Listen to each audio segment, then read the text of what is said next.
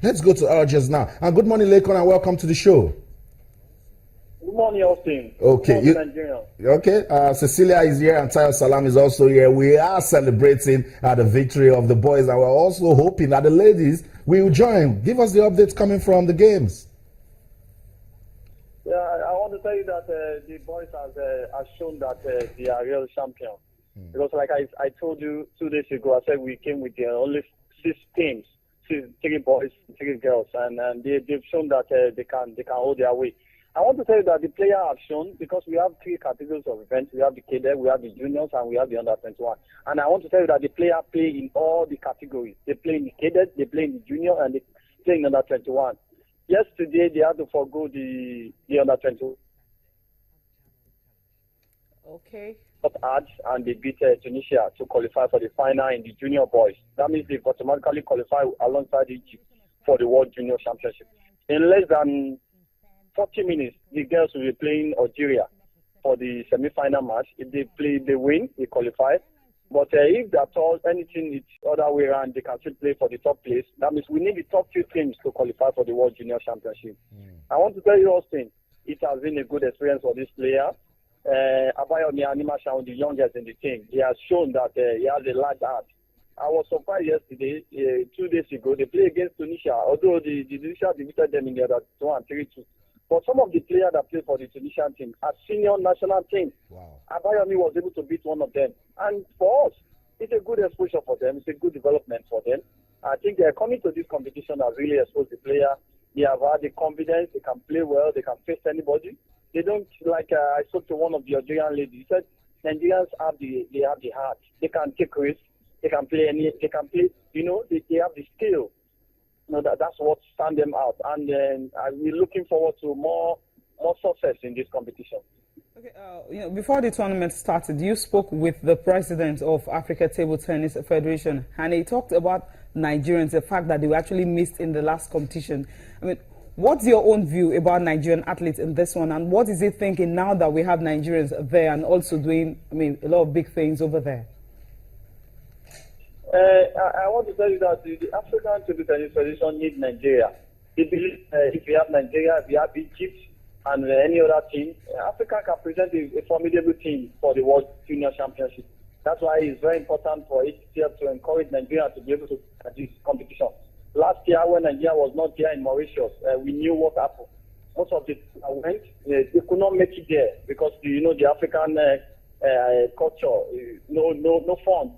But Egypt was the only team that made it there. But at least if you have Nigeria there, it will be a formidable team. And I also want to tell you that the Cadet Challenge, that the World Cadet Challenge, from this competition, that the African team for the World Cadet Challenge will be picked. We are also looking up to Nigeria to present a team, maybe a boy and a girl, because each country will present one player each. We have only 4 of them, 4 boys, 4 girls. They will be put together by ITTF, they will be sponsored, they will be trained before the World Cadet Challenge later in the year in Shanghai, China.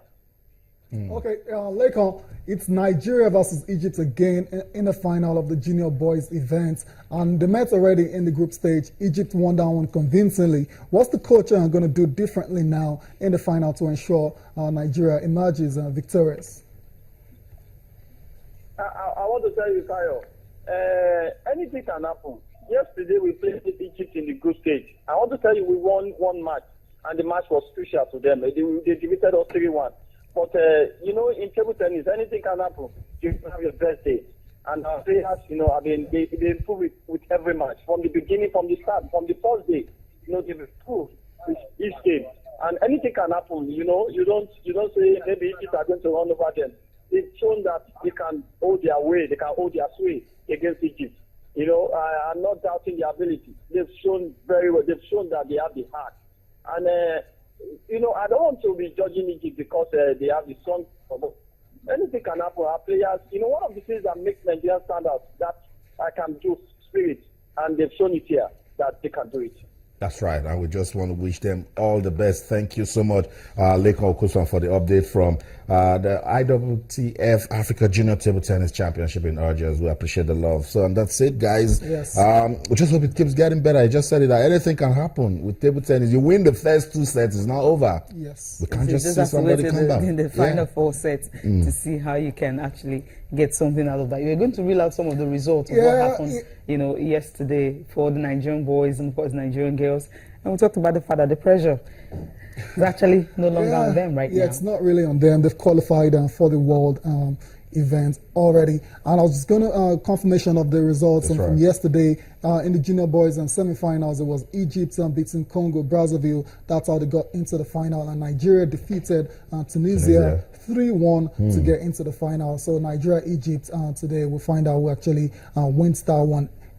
In the junior girls and semi-finals, Egypt, Angola, we played the first semi-final, while Nigeria will take on Algeria. Wow. Hoping for the ladies, to do well get as well. To the final and join the boys for the big one. It would be so sweet because they had to dig deep against Tunisia in the quarterfinals. They lost the first 2 sets, but they bounced back to win 3-2. So we just want to wish them. You saw pictures of Esther Oriba Michelle and what's her name, Ojumu, right there while they were preparing for the left Nigeria. We also showed you pictures of Aziz Solanke, Abayomi, Animashao, and Amadi Ome, the 3 guys representing Nigeria in the male junior category. So we would just keep showing love to these guys, talk about them, and then hopefully they'll keep giving us good representation. Yes, hopefully they keep doing that, and hopefully the ITTF, Nigerian Table Tennis Federation, and the Sports Commission as well too. Now, they know this team has qualified for the World Championship. Ready. So we don't want to get a couple of days to the events and we start hearing talks about